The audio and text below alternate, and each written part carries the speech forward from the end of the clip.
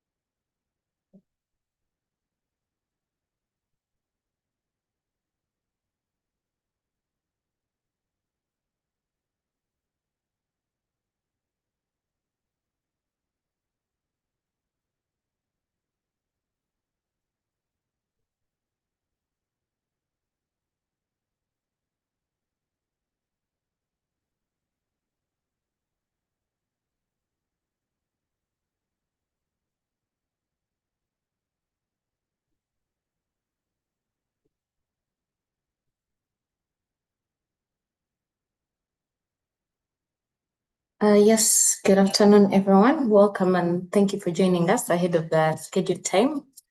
We appreciate you taking off the time to be part of today's session. Kindly remain with us as we allow other participants to join in, and we shall officially begin at 2 p.m.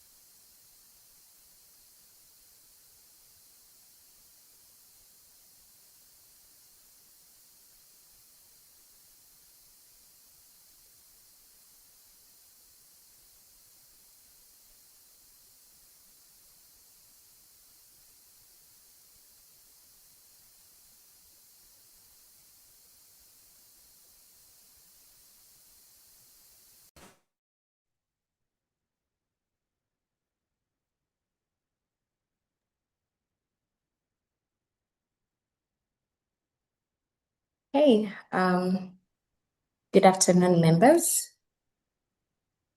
On behalf of the Secretariat and the Board of Trustees, I warmly welcome you to today's Know Your Scheme member sensitization session.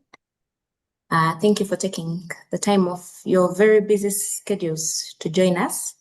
We appreciate your continued interest in understanding your retirement benefits and your commitment to planning for your financial future. To start off the session, we're going to start with an opening prayer. And I would like to welcome our trustee, Mr. Joseph Ikarokok. I don't know if you're able to speak. If you do not mind, I would like to request you to give us an opening prayer. Yeah, I think good afternoon, everybody online, and I thank you for giving me this opportunity. Let's humble ourselves wherever we are, and we have a word of prayer. Loving Father, we thank you this afternoon for bringing us together online, and we thank you for the gift of life. Lord, we pray as we are gathered here this afternoon, that Lord, whatever is going to be deliberated, let it be for the good of the members of Makerere University Retirement Benefit Scheme and the stakeholders at large. And Lord, we believe that the information we're going to get here, it's going to be for the benefit of all of us. And Lord, we pray that may you strengthen the trustees, strengthen the secretariat, so that whatever we are doing there should be for the good of our lives and our livelihoods. All this I've prayed in Jesus.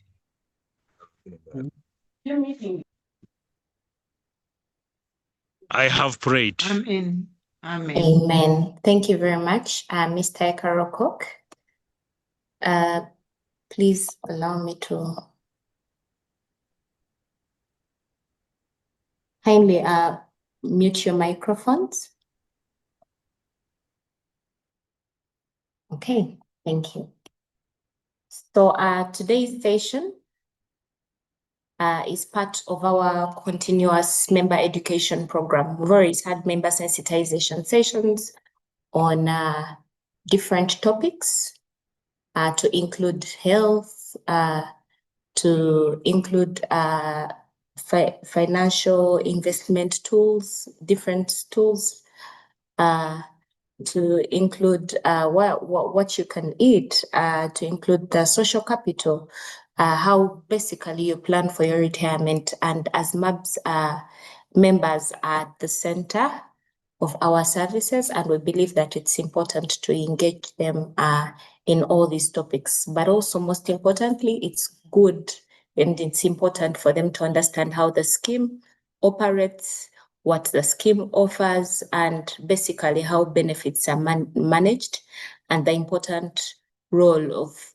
each of us members in ensuring that we are able to secure a dignified retirement. So throughout this presentation, we are going to discuss who MABS is, how it is governed, how your contributions are managed, the products. This time around, I'm going to show you the different forms that you need to complete to register. We are going to talk about the AVC, how it affects your retirement benefits. We shall have a sample AVC and how that works. So please feel free to ask questions as we proceed. We want this session to be an interactive session because chances are if you have a question, someone else is wondering about the same thing. So let us begin by understanding who MABS is.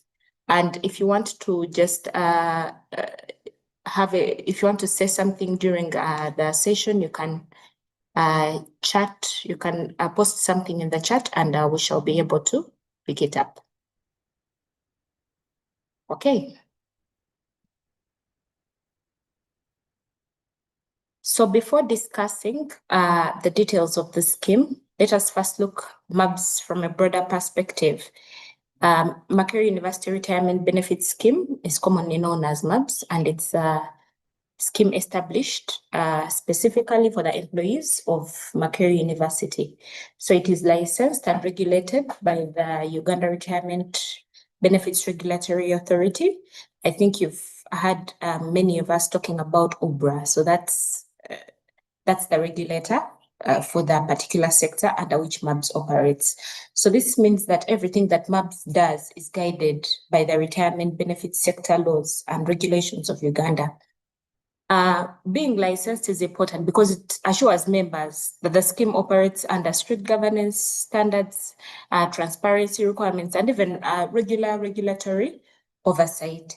So our primary responsibility as a scheme is to safeguard the members' retirement savings, invest them prudently, and ensure benefits are paid correctly and on time when members become eligible.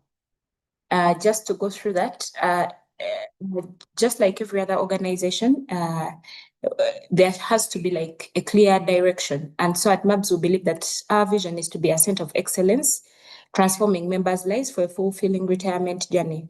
This means that we aspire to be among the leading, let's say, retirement benefit scheme in the country, not simply because okay, that's a good one. Not simply because of, let's say, how much funds we are managing, but because of the value we create for our members throughout their retirement journeys. And so someone has asked kindly say abbreviations in full, e.g., what is AVC?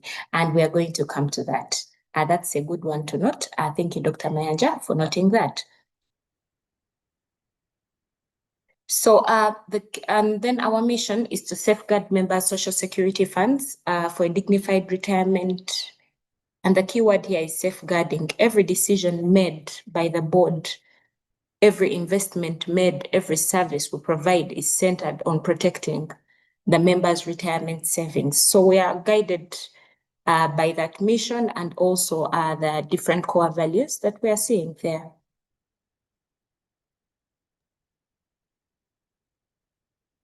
So looking at the scheme, it's important to understand where we came from and appreciate where we are today.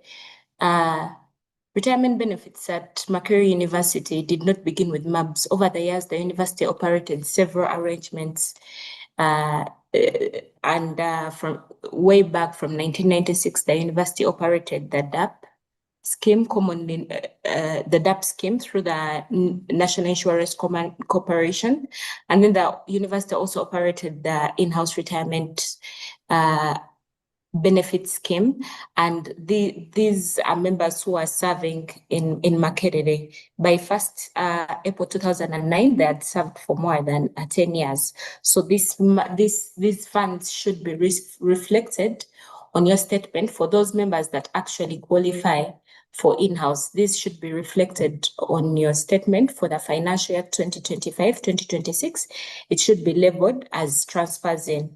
If you do not have it on your statement for 2025-2026, that means you are yet to come to the scheme to complete the member verification form. You can actually also send that via email. So initially, MABS operated as a voluntary scheme, but in 2021, it became a mandatory employer scheme under Section 8 of the NSSF Act. That means all the staff of Makerere and even projects affiliated to Makerere are actually supposed to be contributing to the scheme.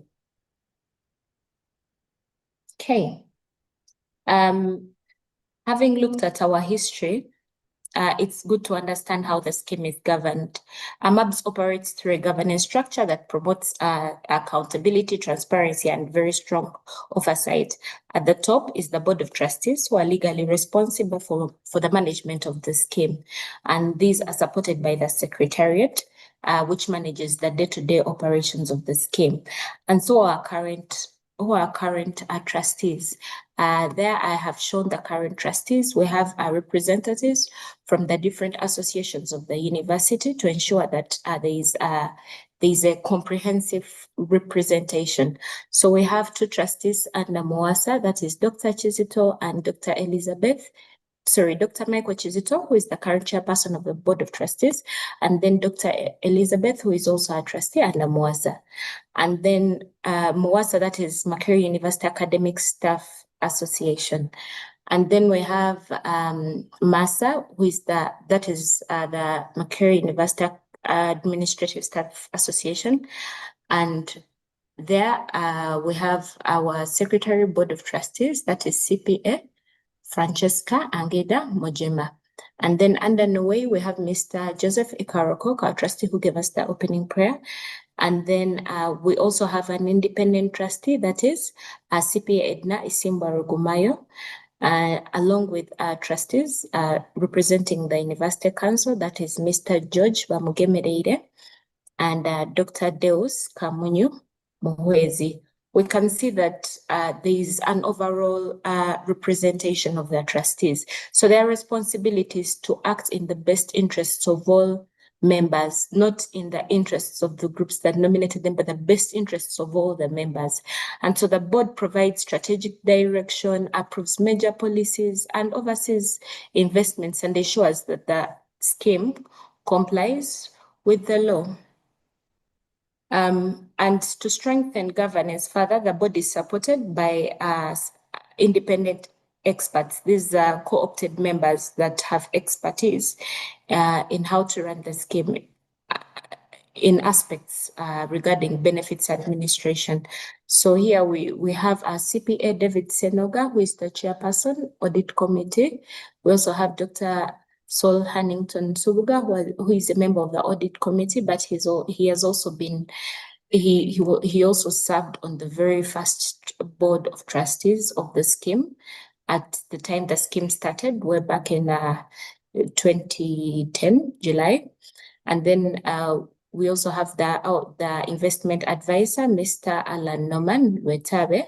And also the scheme has lawyers, and that is Acadia Advocates. And the team leader of that is, well, they have a team leader called Mr. Paul Kutesa. So to be able to carry out the daily operations of the scheme, the Board of Trustees have established a secretariat, and the secretariat is supported by external service providers, and this is the team that actually interacts with members when they visit the office, when they call, when they send emails or require assistance. The secretariat, which I'm part of, supports the members through registration, updating records. There is a lot that they do, including processing benefits, responding to inquiries, communication, and finance. So our role is to ensure that members receive timely, professional, and efficient services while implementing the policies approved, let's say, by the board. So as you can see, we are a relatively lean team, but we are supported by specialized external service providers, as you'll see. But that's the secretariat that we've shown there, and they're the ones you usually interact with. So one of the strengths of MABS is that different functions are handled by independent licensed professionals. And so we have the fund manager who invests the members' services. And right now, the current fund managers are Old Mutual and Gen Africa, and who have been making sure that a very good interest is actually declared every now and then, and members always look forward to it. And then we have the custodian who safely holds the scheme's assets. And then we have the administrator. The administrator maintains the member records. And then, of course, we have the external auditor who independently reviews the scheme's financial statements. So now that we understand who manages the scheme, we are going to discuss what MABS is mandated to do. So what is MABS mandated to do? When we look at the scheme itself, MABS is a mandatory retirement benefit scheme, which means that every staff of Makerere is supposed to be saving their social security funds under the scheme, their mandatory social security funds under the scheme. So the scheme has 4 key responsibilities. First, the scheme has the responsibility of collecting contributions from the sponsor, and this should be happening monthly. So meaning that when you look at your pay slip, at the end of the day, you should be seeing a 5% deduction from your salary that goes to the scheme. Secondly, the scheme should invest those contributions prudently to grow the members' retirement benefit schemes. That's also another part of the scheme service. And then third, ensuring safe custody of scheme assets. And finally, paying benefits to eligible members in accordance with the trust deed and the scheme rules. In simple terms, MABS collects, protects, grows, and pays your retirement savings. So to effectively perform this mandate, the trustees have specific responsibilities provided under the law that allow them to do this. So what are some of these responsibilities? They manage and oversee the operation of the retirement benefit scheme in accordance with the UBRA Act of 2011, meaning, like you remember, we had talked about the regulator. The regulator is UBRA, Uganda Retirement Benefits Regulatory Authority. And so UBRA has released several regulations each year over time, depending on the new developments in the sector and all that. So the trustees manage and oversee the operation of the return of MABS specifically in accordance with the UBRA Act, and then they provide for the proper investment of scheme funds in accordance with the Act still and the regulations made under this Act. The trustees do not sit back and leave the role to the fund managers. They actually guide the fund managers. They have prepared policies, they've set up policy. There is an investment, there's a prudent investment policy that is used to guides the investment, that guides the actions of the fund managers as they're investing to ensure that they're able to meet the targets that have been set by the trustees. And the trustees also make arrangements for the payment of benefits in accordance with the scheme rules. They ensure that actually eligible members are able to access their retirement benefits and that they are paid in full. And then they keep financial and membership records of the scheme. And that is also made possible through our administrator who is licensed. And also they open and maintain bank accounts necessary for the exercise of the functions of the scheme and appoint a custodian, fund manager, administrator, or an actuary. So they are part of this whole process, and all these have to be licensed by the regulator. Okay. So who is a member? Being a member of MABS comes with both, let's say, rights and responsibilities. So who is a member of Makerere University? Sorry, who is a member of the Makerere University Retirement Benefit Scheme? All employees of Makerere University become members. They're supposed to become members automatically from their date of appointment. And even those that are serving under projects or contracts that are associated with the scheme, that are associated with Makerere University. Then we also have other members who are called deferred members, and these ones have what we call transferred benefits. So employees whose benefits have been transferred to MABS and they remain vested in the scheme are also considered members. Most of these are deferred members. So as members, you should regularly review your statements, confirm that your contributions have been credited correctly, keep your biodata and beneficiary information updated, participate in member education sessions, because here many a times we bring experts to speak to you about several topics of interest.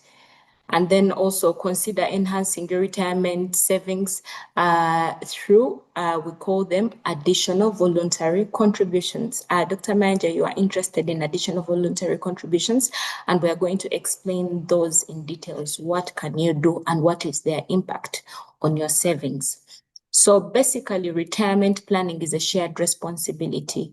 While the trustees manage the scheme, members also have an important role in ensuring that their records remain accurate and complete.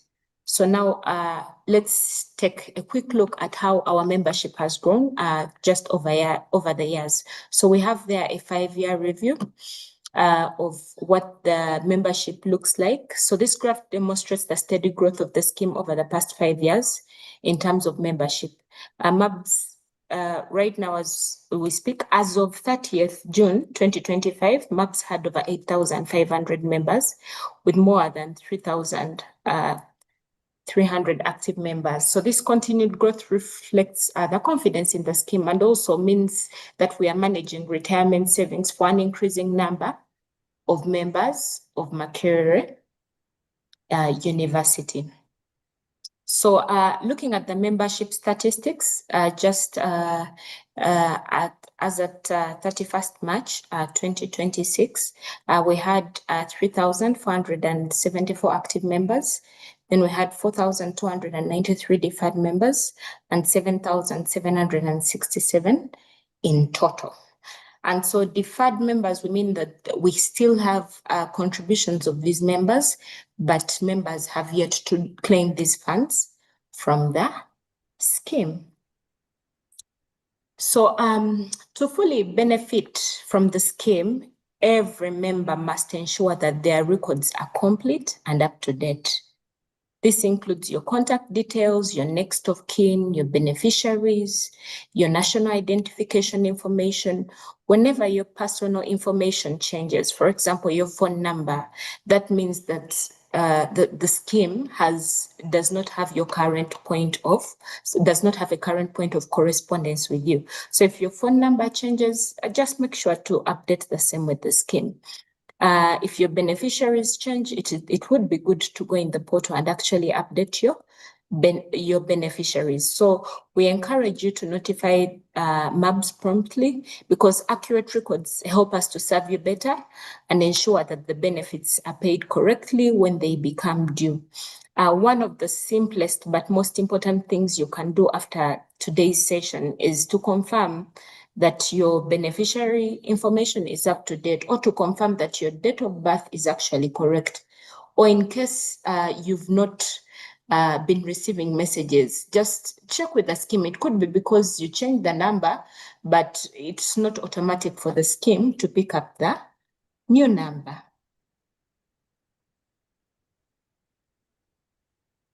Okay, so there is a comment here from one of our members, Otema Eric, who is saying that they've tried to reach out to have the profile worked on, and there were a number of mistakes. Please, Eric, you can reach out to us. We have an email, info@mabs.mac.ac.ug. You can reach out to us through that email, or you can kindly walk to the scheme offices. It's just by the main gate. Actually, throughout this presentation, I'm going to show you where the scheme offices are, and we shall be able to help you with that.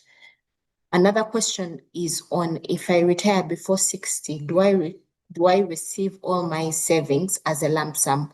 We are going to discuss the circumstances under which you can access your retirement benefits. Okay. So as part of our membership, we have a program called the Ambassadors Program.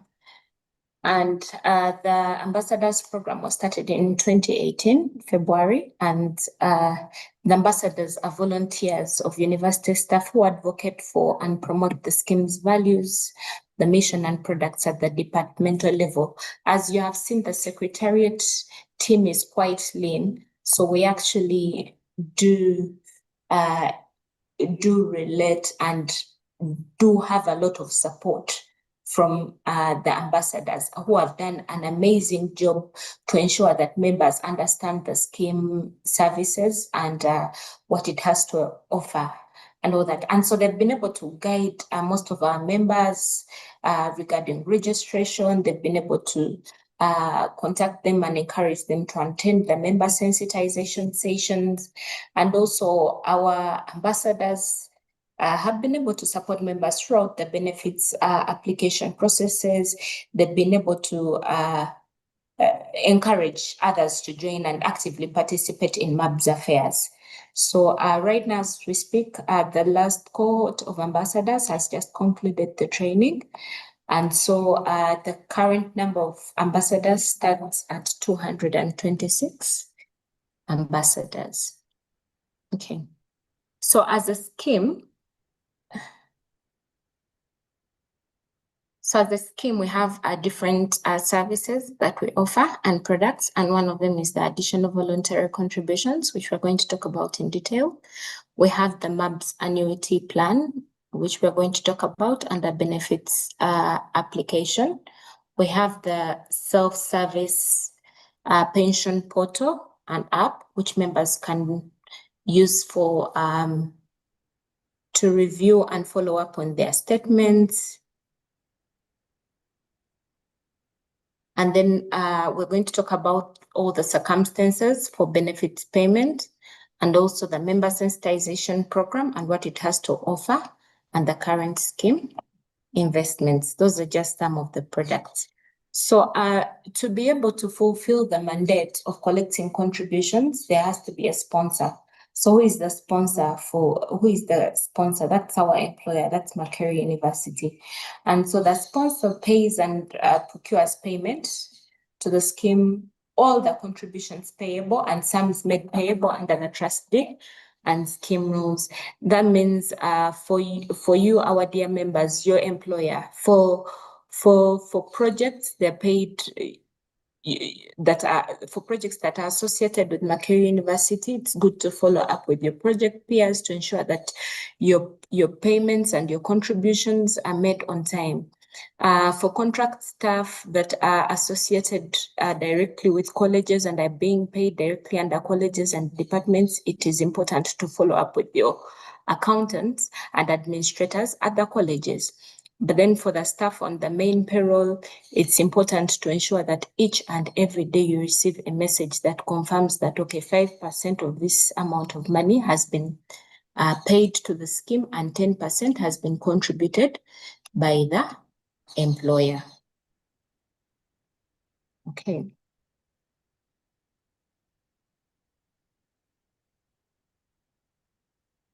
And so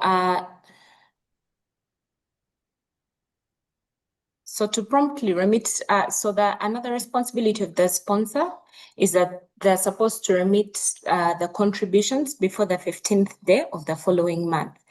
So the question would be, today is 16th. Today is 16th. So it would be good to ask yourself, are my contributions in for June?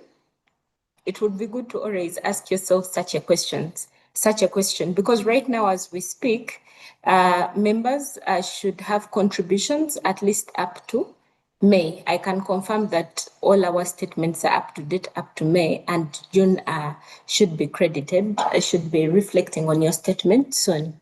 And also the sponsor provides and keeps the board updated on details for all members of the scheme in case there is a new update. So that's all about the sponsor. And so when the sponsor contributes, what happens? We receive your contributions in these categories.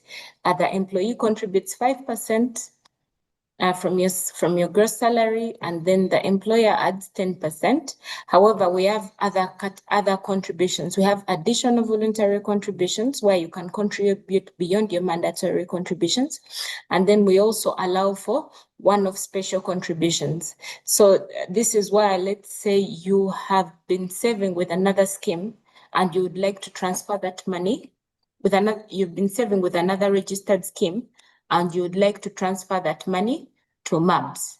That is also allowed for, and we encourage it because MABS has quite good interest, and you can see that the board is good and puts the members at the center of it all. Okay. So in terms of your monthly SMS update, here is a step-by-step guide on how you can access the pension portal. We're going to be able to share this after this session. We're going to share it with all members. You can be able to check your statement every now and then online whenever you need to. Feel free to access the portal. To access it, you'd need to go to our website, which is mabs.mac.ac.ug. And then under the members menu, that's where you're going to find the link that says pension portal. And so you'll be able to access that. But also there is an app called Maps Pension Portal that you can use, but that is for Android members. So if you've never used the portal, you'll first register as a new user. And then you will use your email address that you registered with the scheme to be able to access the portal. So your email address that you registered with the scheme, not any email address of your choice, but the email address that you registered with the scheme, it's what you'll indicate as the username. So many a times members first log in and yet they've never used the portal before. So you're supposed to first register. That's how you'll be able to access the portal. So this is what a normal statement looks like. It has to state that it has to first and foremost confirm that you're a member of MABS. And we can see here, it has the summary details of the member. Your 5% should be here. Your 10% should be under the employer. And then the FVC appears here. And then the total should be here, where you're seeing the word total. So basically, that's what a statement looks like. So there's something we've been talking about, additional voluntary contributions. So in terms of the contributions that we receive every day, we receive 5%, and then the university adds 10%. So when a member retires, they would need about 70% to 80% of their current salary to be able actually to survive. At least that's what research has shown, to be able to survive in retirement. So how you use your money is actually very important. But you can see that we save only 15% per month. So it's actually important for us to boost our retirement contributions. So we decided to have a sample here of what you can do to ensure that you grow your contributions. So we have given a sample here.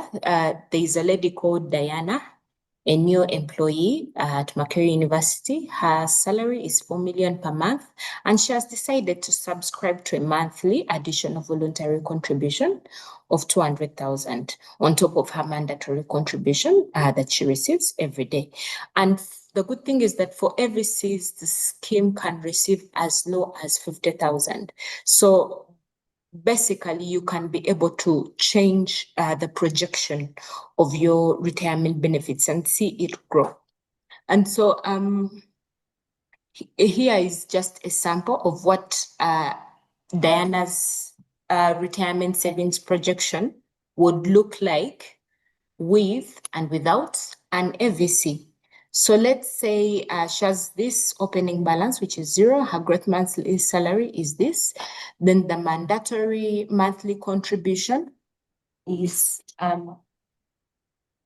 600,000. But then she decides to increase the contribution by adding 200,000 per month. We can see the difference, that the balance by the end of the first year is this, and then the balance by the end of the first year with the FVC increases. So as you contribute towards your FVC, the interest will be applied on both the mandatory contributions and the FVC contributions. So you can be able to increase your contribution. We can see that here there's a difference of about 58.6 million versus the 43.95 million, around 14 point something million for this member. So we encourage you to contribute. I don't know is there a member here? Maybe we could raise a hand. I can see some members here. Is there someone who has been able to subscribe to the additional voluntary contributions? Maybe they could give us a testimony on the effect of that on their benefits, if you do not mind. If there is any member here who can feel free to maybe give us a testimony, or maybe it has not worked for you, it would be good to hear from you. Kindly, any member who has subscribed to the AVC and they are free to actually say that it has worked for them.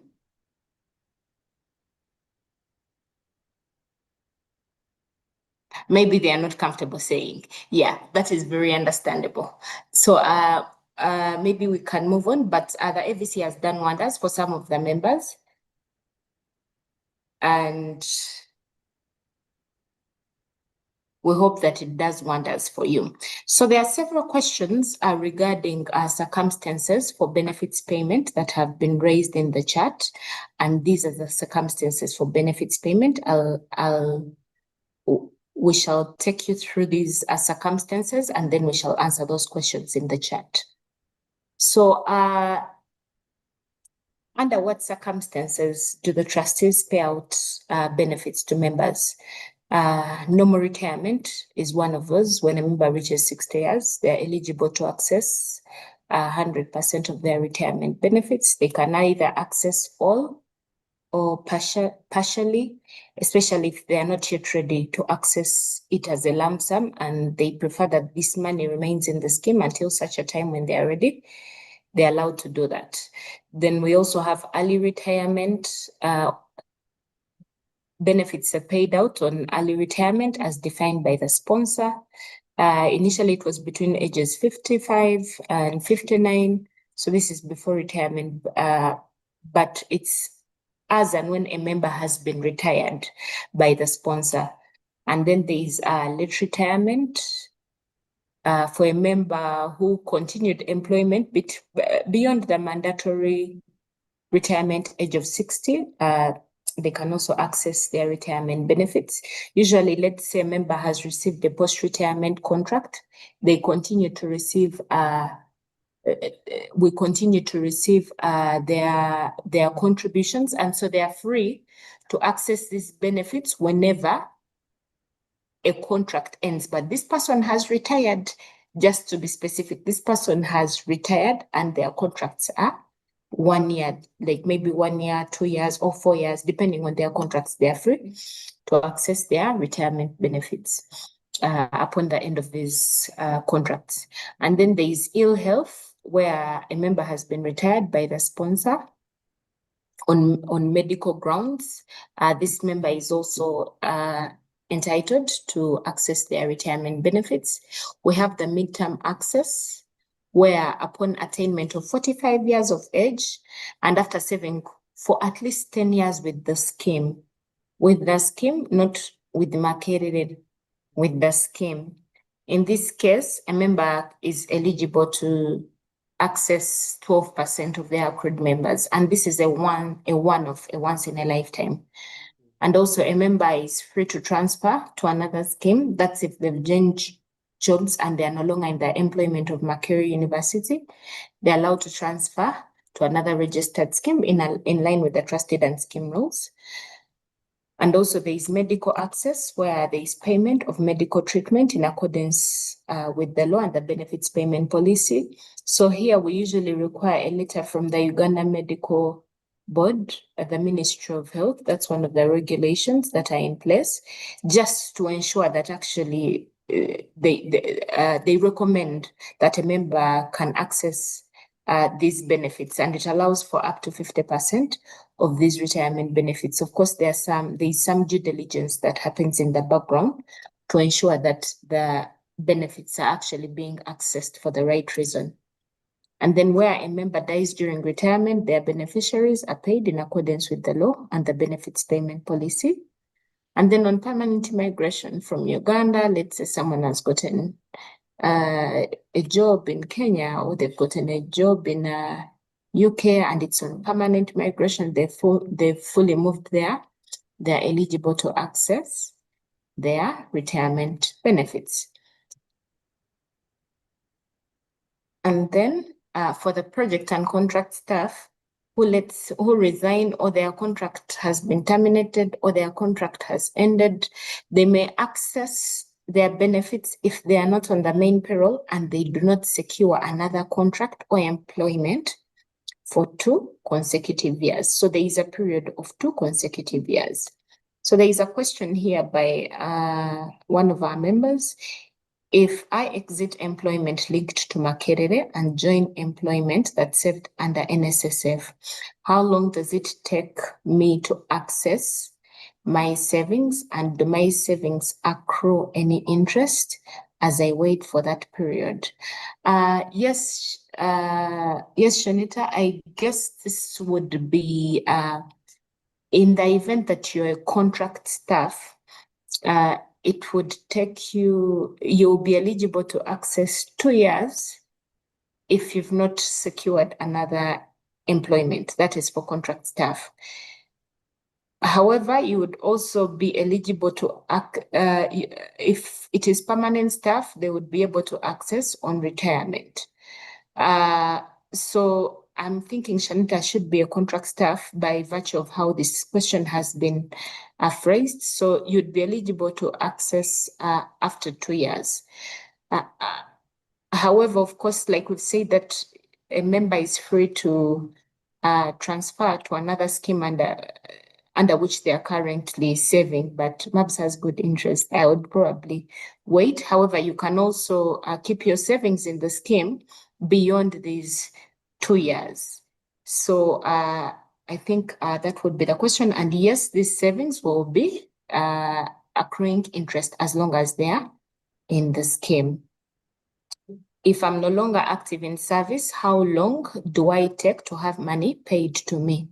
Under the following circumstances, as long as you fall under the circumstances we've laid out there, if you're permanent, as long as it is normal retirement, that's 60 years, and you say, oh, let's say you retired early from the university, you basically, as long as you fall under those categories, you'll be able to access your retirement benefits.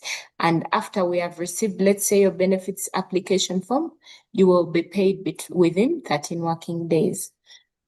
And there's another question here. What arrangements have you put in place to acquire estate for those who cannot manage to acquire a plot in Sonde Estate?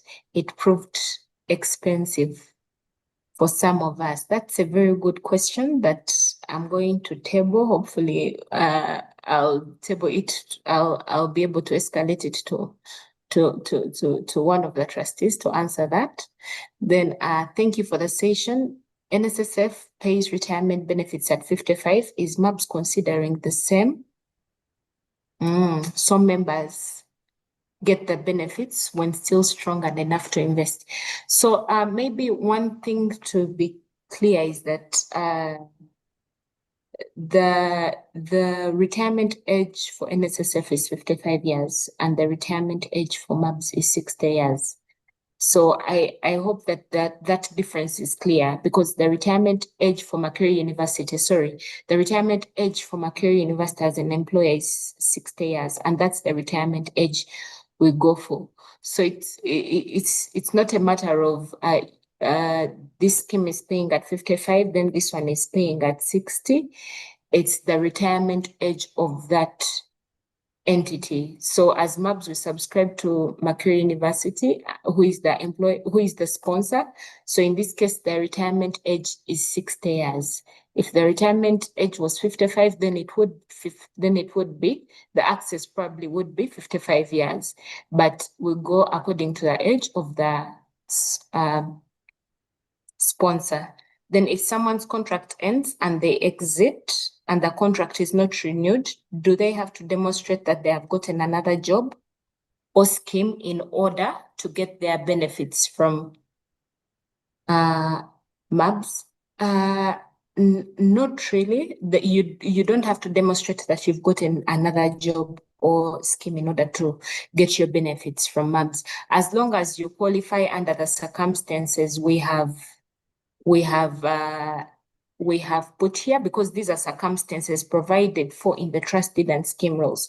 And the trust deed and scheme rules guides the overall actions regarding benefits payments. It provides the guidelines for that.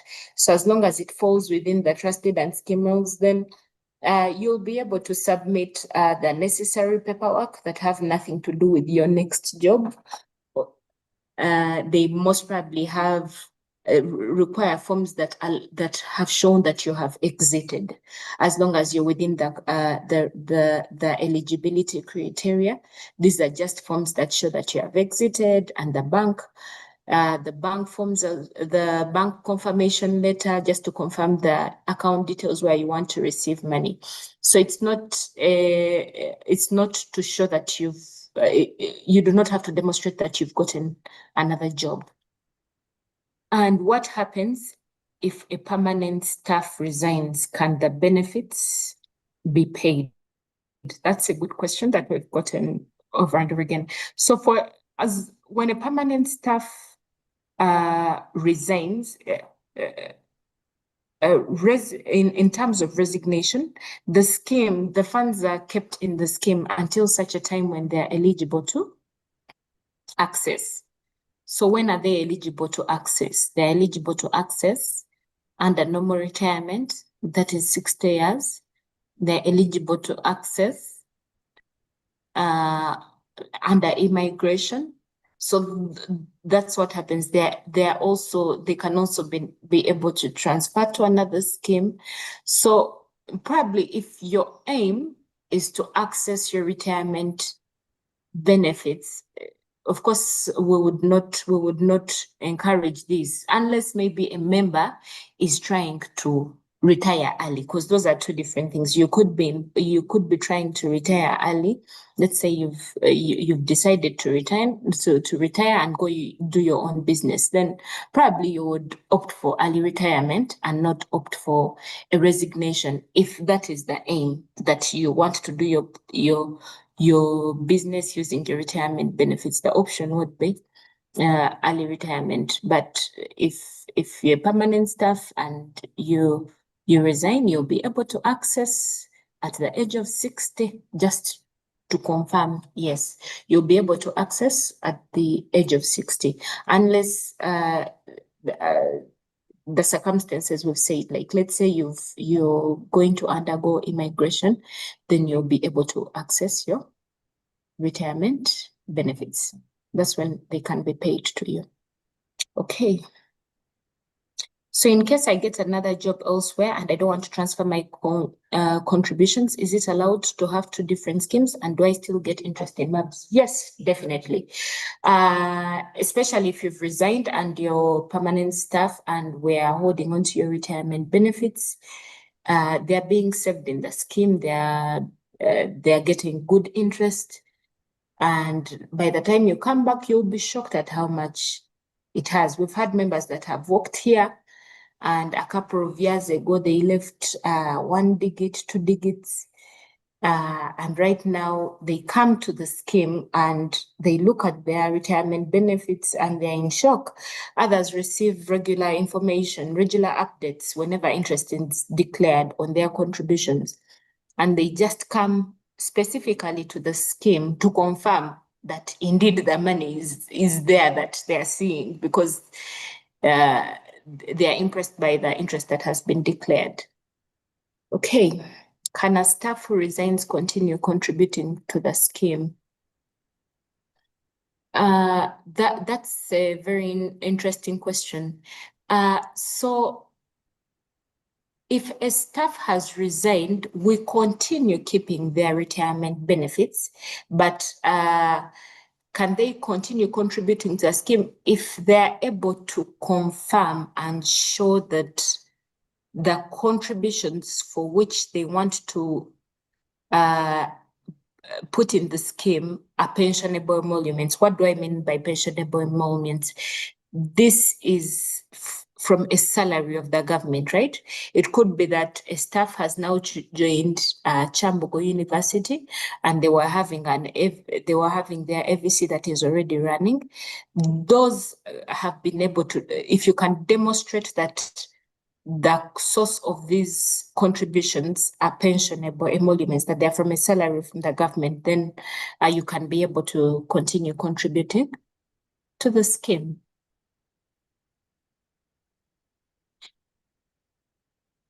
Okay, so let's continue for the interest of time. So what happens when you're eligible? When you're eligible to access under those circumstances and we have received your complete benefits application form along with the required documents, you can be able to access first and foremost, you can be able to access the benefits application form on our website. On our website, when you go to mabs.mac.ac.ug, under members, you can be able to see benefits. You can be able to see benefits application forms. So when you click there, you'll be able to access the forms for the different categories. There are different conditions for different categories. For example, for a staff who has retired, definitely the university usually issues a notice of retirement telling you that on this day you will retire. Something like that. Then for someone who has resigned, then it should be a letter of confirmation of resignation from the university. Otherwise, the documents are usually the same. So these payments are processed within 13 working days. And this is exactly what is done in the background. As the scheme will receive and verify the complete application form with supporting documents from the member. This is what the Secretariat does. Then we acknowledge receipt of the complete application. We initiate the payment process and compile the payment. We obtain the trustees' approval of payment, deliver the payment instructions to the custodian who effects the payment to the member's unencumbered account, and then the member receives the payment. So there has to be like maybe a confirmation with members on receipt of funds. So as we pay out these payments, we have different ways in which they're paid out. Members can withdraw a lump sum, 100% of their retirement benefits when they're eligible. Members can withdraw partially. Let's say I'm not ready to access all my retirement benefits, but I need some money to be there and survive until a time when I'm ready, or let's say in the interim I'm planning on how to utilize this money. Then I can access partially my retirement benefits. But then we also have a third option, which is the annuity arrangement. So how does the annuity work? We partner, first and foremost, MABS partners with ICEA to offer this plan, the annuity. So the annuity is a schedule of fixed or variable payments for the life of a person or for a specified period of time. However, for the case of the annuity with MABS, it's for the life of the person. So it's usually for retirees. There are immediate annuities and deferred annuities. So what happens here? Through an annuity, a member is paid through the immediate annuity, as long as a retiree, let's say a retiree from MABS has been able to invest part of their money or all their money, depending on your preference, to purchase an annuity, you can start receiving immediately. Like, let's say if it's at the beginning of this month, then it could be at the end of the month, you receive that. You start receiving the annuities regularly. It could be monthly, it could be quarterly, which is every after 3 months, or biannually. Then there are what they call deferred annuities, right? Let's say a member, let's say, has retired at 60 years, right? And then they purchase an annuity, and then they prefer to start receiving the contributions later, let's say after 2 years. So that is the deferred annuity. And what are the features here? The features here is financial protection, because a member is receiving these annuities for a lifetime. As long as they're alive, they're receiving this money. And then there is guaranteed periodic income. Then we have 3% or 5% income escalation, which I'm going to explain. That caters for inflation. And then continued payments to beneficiaries in case of untimely death during the guaranteed period, and medical insurance for the annuitants. So annuities come in two forms. They are single life annuity and joint life annuity. Single life annuity, that's for the retiree alone. Joint life annuity, it's where a retiree wants to add a spouse on their annuity. So what happens? If a member is continuously receiving annuities and then they pass on, then the spouse will continue to receive the annuities also for a lifetime. So here are some sample quotations that will allow us to explain how an annuity operates. So we have a sample quotation of 100 million and a sample quotation of 30 million. Maybe I can pause for a second and come back to you, participants. I'm hoping that I'm being heard. Am I still on?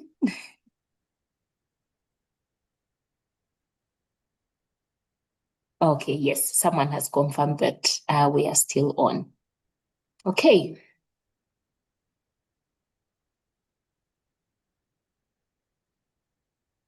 That's good. So how do annuities work? So we have a sample annuity here of 100 million. And so if this member has selected, we call it a 0% escalation, that means they are going to receive the same amount of money for a lifetime. So this member is going to receive 1,093,000 for a lifetime if they've selected a 10 years guarantee period. Now, in terms of a 10 years guarantee period, the guarantee periods cater for beneficiaries. Guarantee periods are not for members. As long as the member is alive, they will continue receiving these annuities. But the guarantee period is for the beneficiaries that in the event that a member selected 10 years guarantee and then they pass on before the 10 years elapse, what happens? Let's say they've passed on after five years, God forbid, they've passed on after 5 years.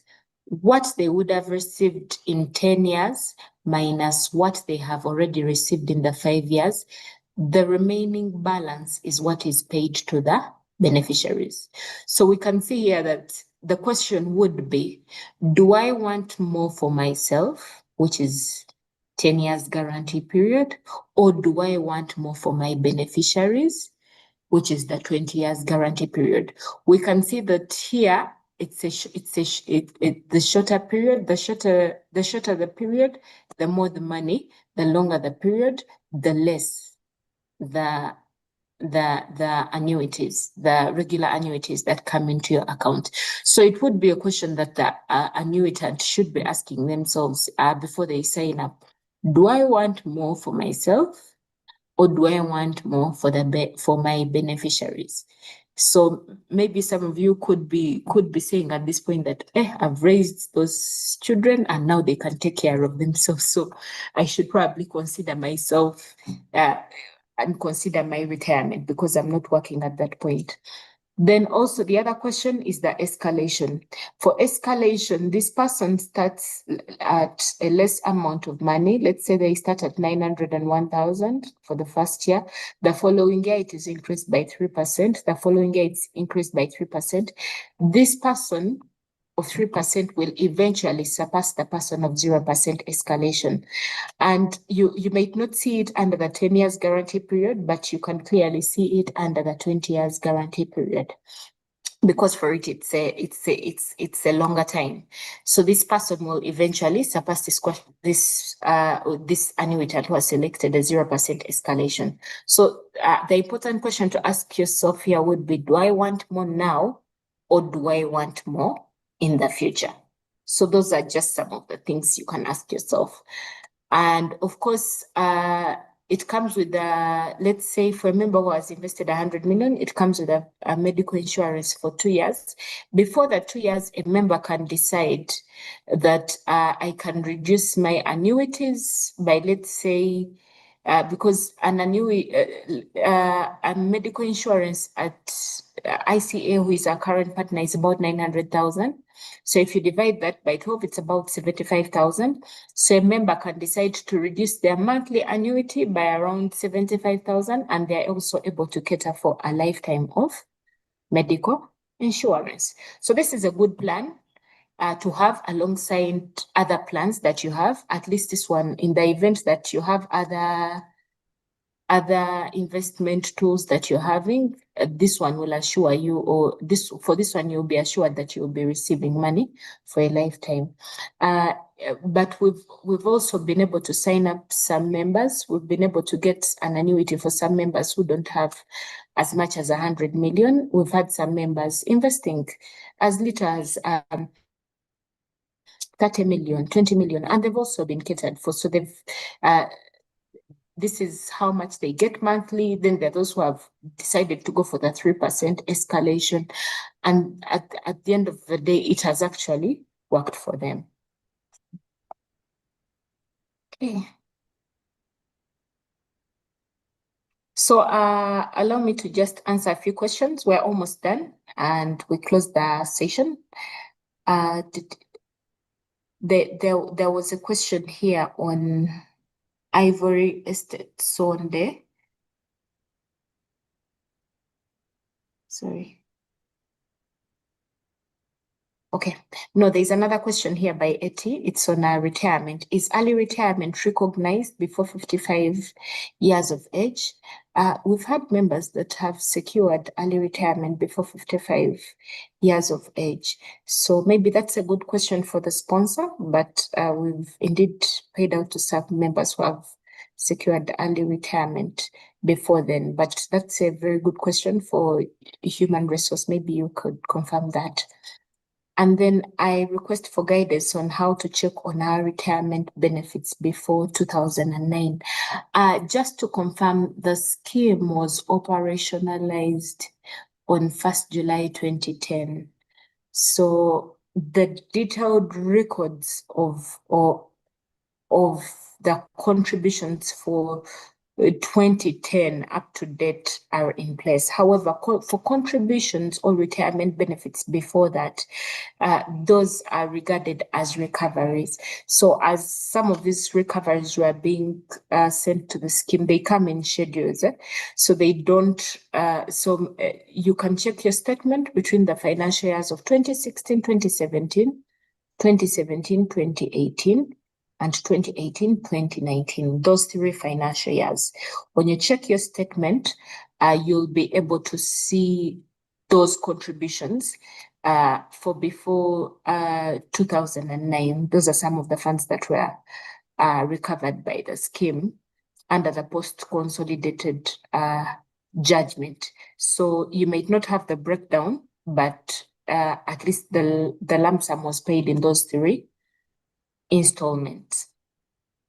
How does one apply for the FVC? Does one personally deposit it to the FVC account monthly, or does MABS obtain or deduct it from one's account directly every month? That's a very good question, FVC, from you, Kevin.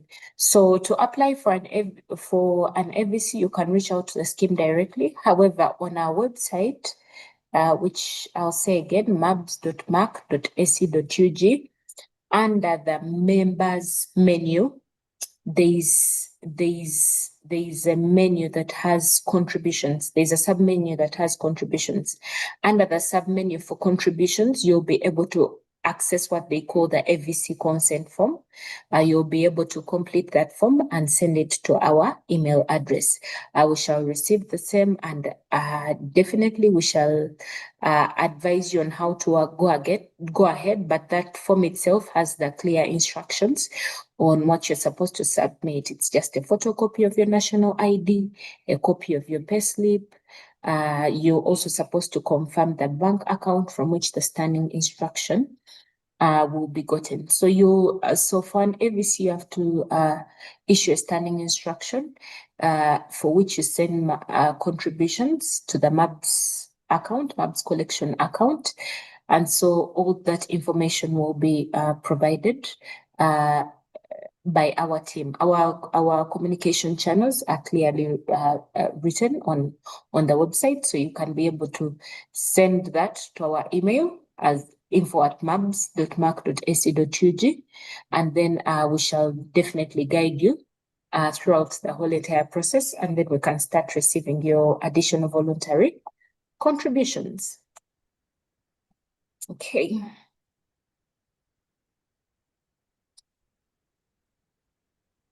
So we as a scheme, the scheme has invested in a real estate investment.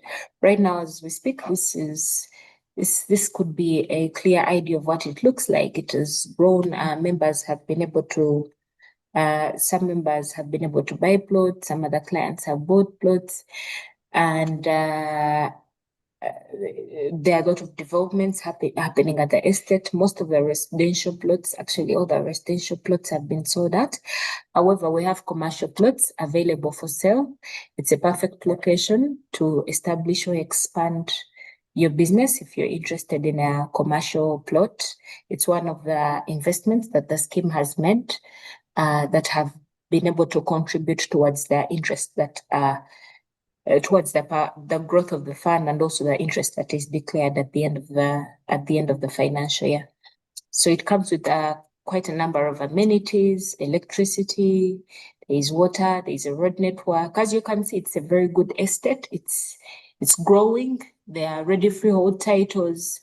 There is solar lighting. There is water drainage. So right now, the commercial plots are available where you see my mouse.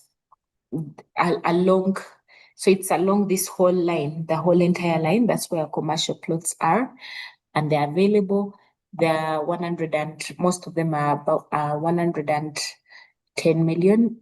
If you're interested, that's in a commercial plot. Okay.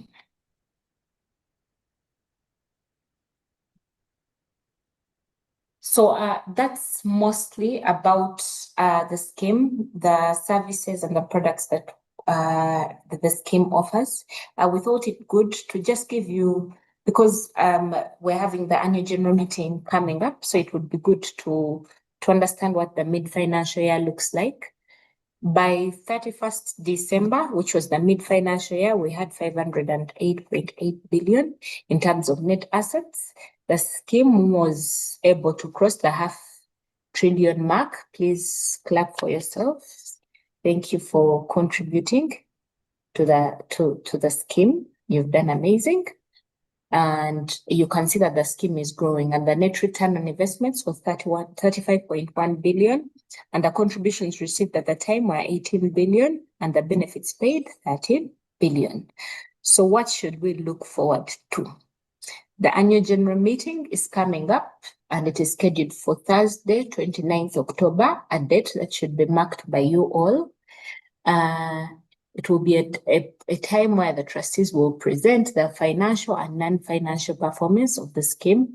We shall definitely be able to issue out the performance, some of the performance details earlier, so that you can be able to scrutinize and come ready to ask those questions from the trustees to confirm that they are handling your benefits well, to confirm that the contributions are being handled well, the investments are being done well. So to end this session, we thought it fit to advise you on the MABS office location, because our members, for some reason, have still been going to our previous premises at Lincoln Flats. Just to confirm, we are no longer at Lincoln Flats. MABS offices are no longer at Lincoln Flats. MABS are relocated on 2nd February 2026, and our new address is House 138, Fig Tree Lane along Pool Road. So just maybe this can show you what it looks like. So just when you enter by the main gate, there is the mosque. Then when you reach the roundabout, go through all the exits up to the final exit. Don't go back to the main gate. So the final exit to the right, you'll find our signpost there, and we are ready to serve you Monday to Friday, 8 a.m. to 5 p.m. We shall be serving you. So thank you very much. I have a couple of questions here that I'm going to respond to, then I'll bring it to the house to ask any other questions that you have. Okay, so there's a question here. Can I access part of my AVCs in case I don't qualify for mandatory savings? No, Nora. So AVCs are recognized as any other contributions in the scheme. So once the AVCs are received by the scheme, then it becomes a normal contribution like any other contribution in the scheme. So you cannot access them immediately. You'll access them when you're eligible to access under the circumstances provided for. I think which would be the most important aspect of AVCs, right? You're saving so that I know circumstances can cause members to want to access, and those are unavoidable, but we're hoping that your AVCs are to grow your retirement take home at the end of the day. Then can a member acquire those plots using his or her benefits? Maybe when you have retired and you have been able to withdraw these benefits, and then use the money, because at that point it's now your money. Yeah, but to withdraw to use them directly from the scheme to acquire the plots, Majid, no, it's not possible to use these benefits to acquire these plots. It's the Ivory Estate Zonde is like an investment. Count it like it's an independent investment by MABS to be able to grow the fund. Count it like any other investment, like MABS to be able to grow the fund. Okay, one question not answered about the arrangement of acquiring an estate. I would like, let me see if there is a trustee here. There's an interesting question here, and if let me just confirm. I don't know if there's a trustee on a call. There was an interesting question by Lovina regarding the Ivory Estate Zonde that, let me just pull it out. Let me pull it back. Yes, Lovina. Lovina, if you don't mind, I could unmute you and you could ask that question, and maybe one of our trustees could answer. You can unmute yourself kindly. It's a very interesting question.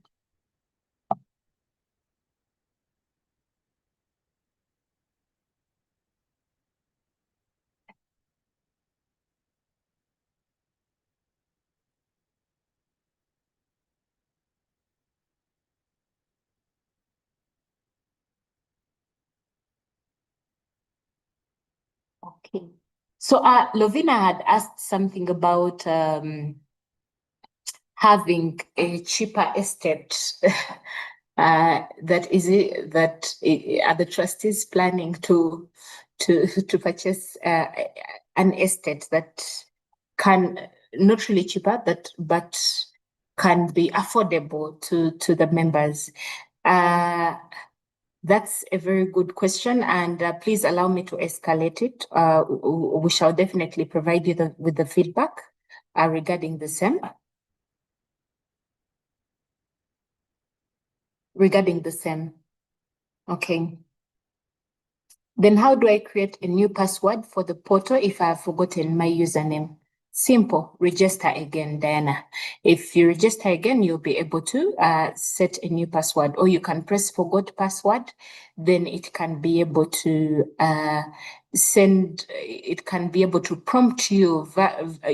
prompt you using the email for which you registered to be able to reset your password. Majin, I'm very happy with the annuity plan. Indeed, the annuity plan is a good plan. Okay.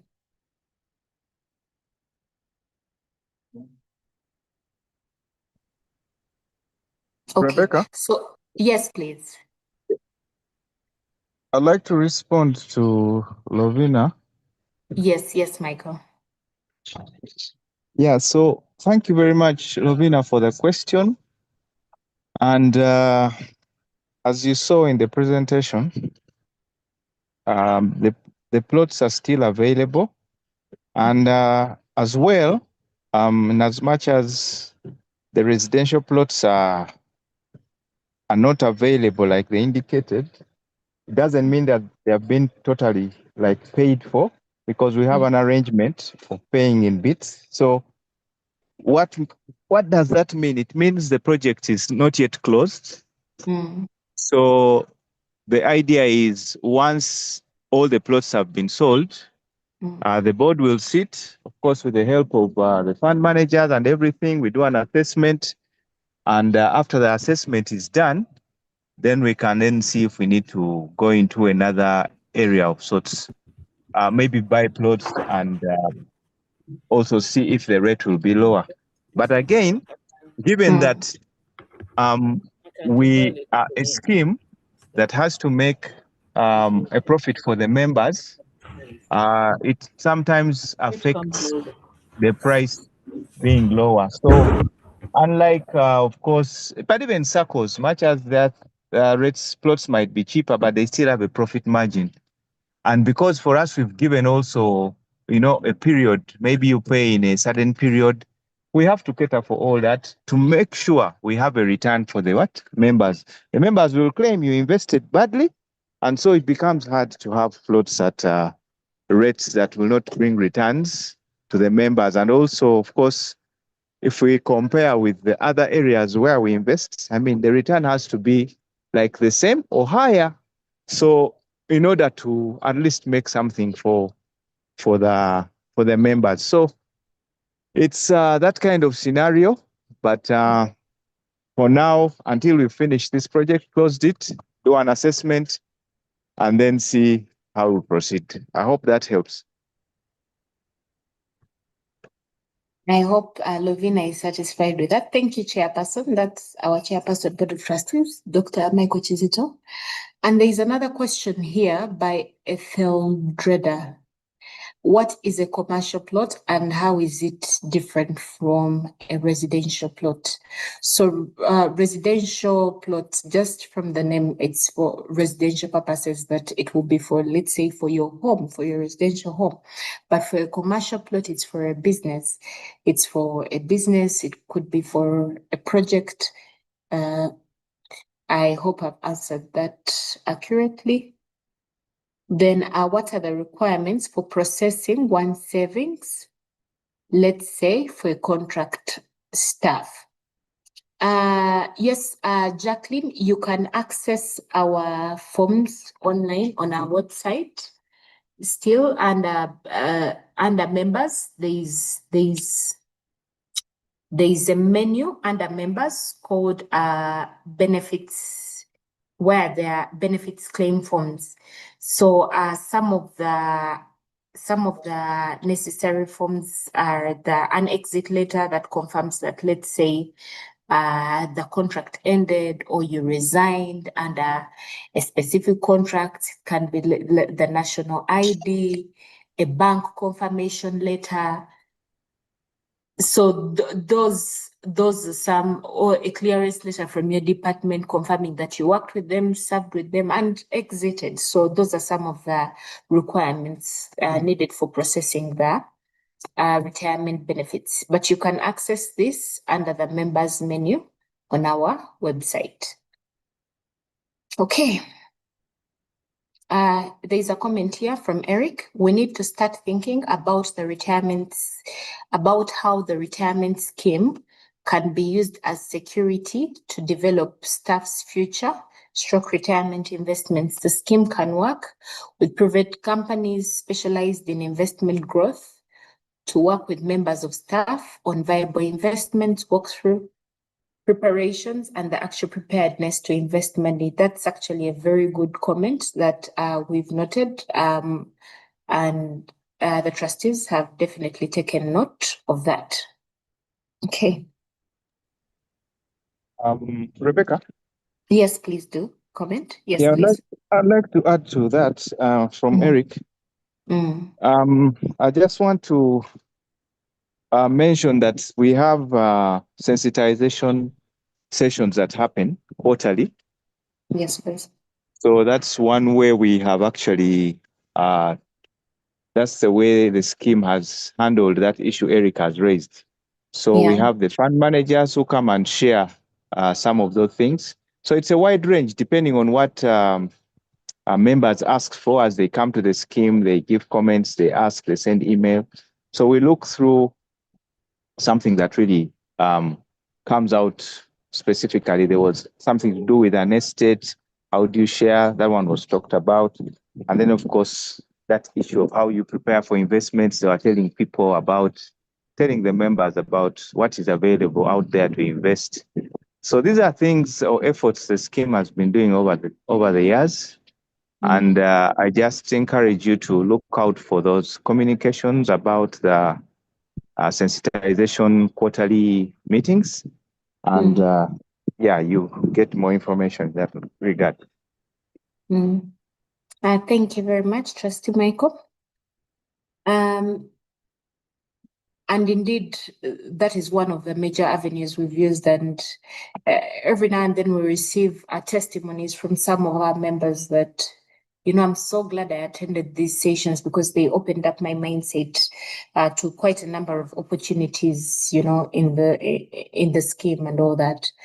So there is someone here. I have written my email address wrongly on my biodata form. As such, I can't access my savings through it.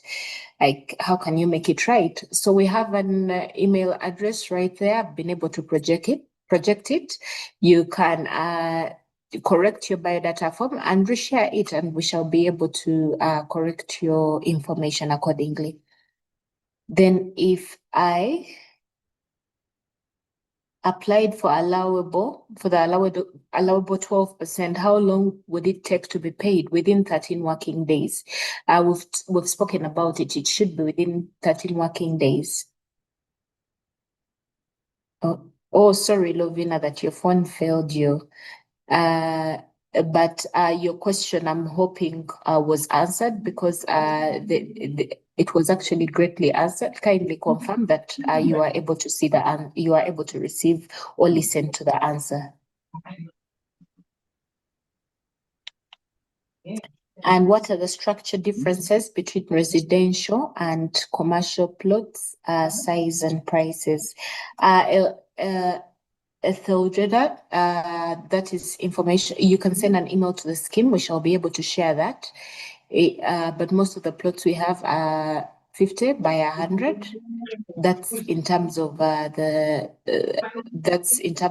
commercial plots. So it's up to you. You can get as many as you can.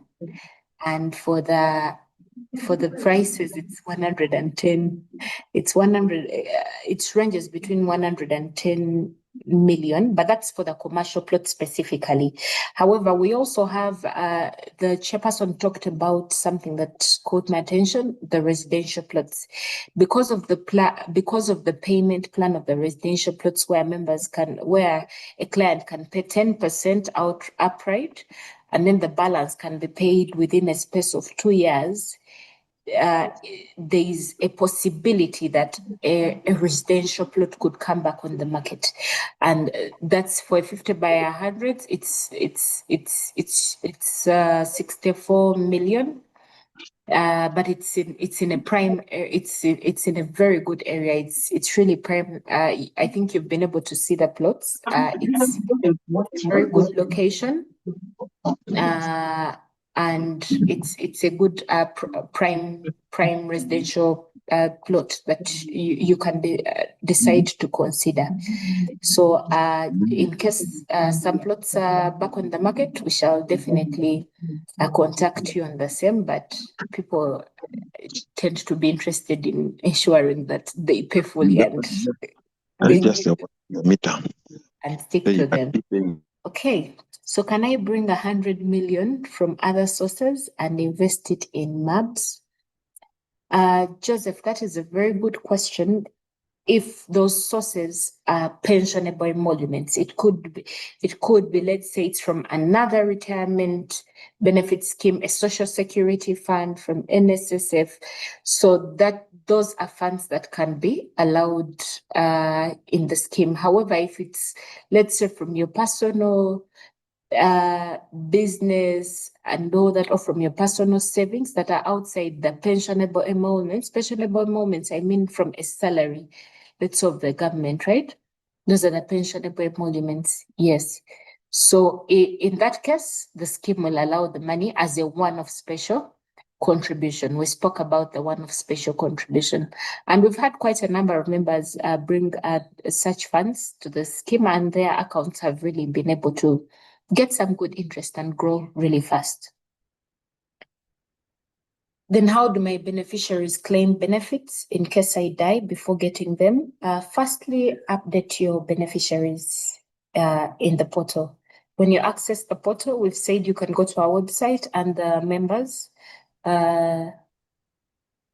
there's under the members menu, there's the pension portal. Access the portal, update your beneficiaries.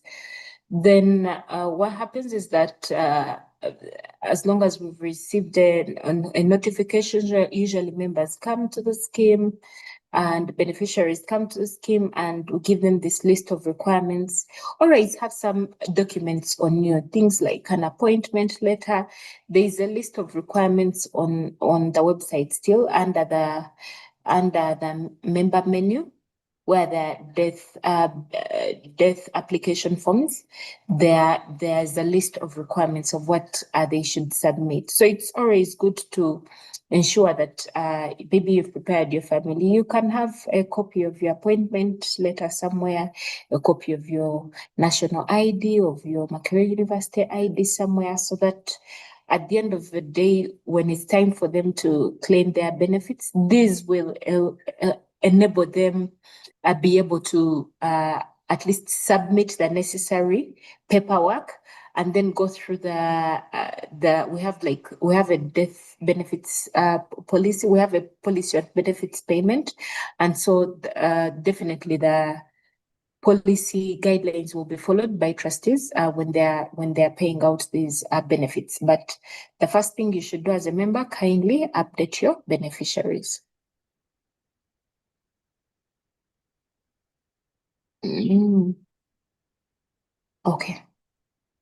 Okay, thank you, Chair and the team. I have attended all these sessions and will continue to attend. I'm talking about working on real investments with proven coaches. Once the idea has been grounded enough, one can use their savings to secure a facility that can now grow that investment. That's the comment from Eric. Thank you, Eric. Okay.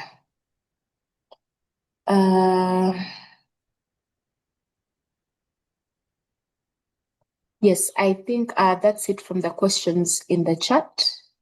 Maybe if there is, because we have just 2 minutes to close the session, just in case there is any other question and someone would like to, someone feel free to raise your hand and ask it before I can invite the chairperson to close the session. Any more questions?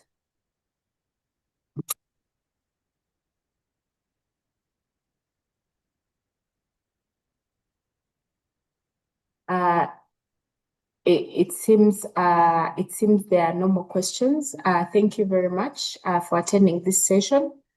I hope you've been able to learn about the scheme, and I hope that in the event any other member who has not attended such a session asks any question, you can be able to ably answer it.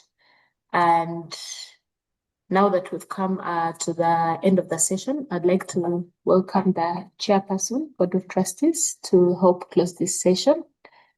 And then we shall be good.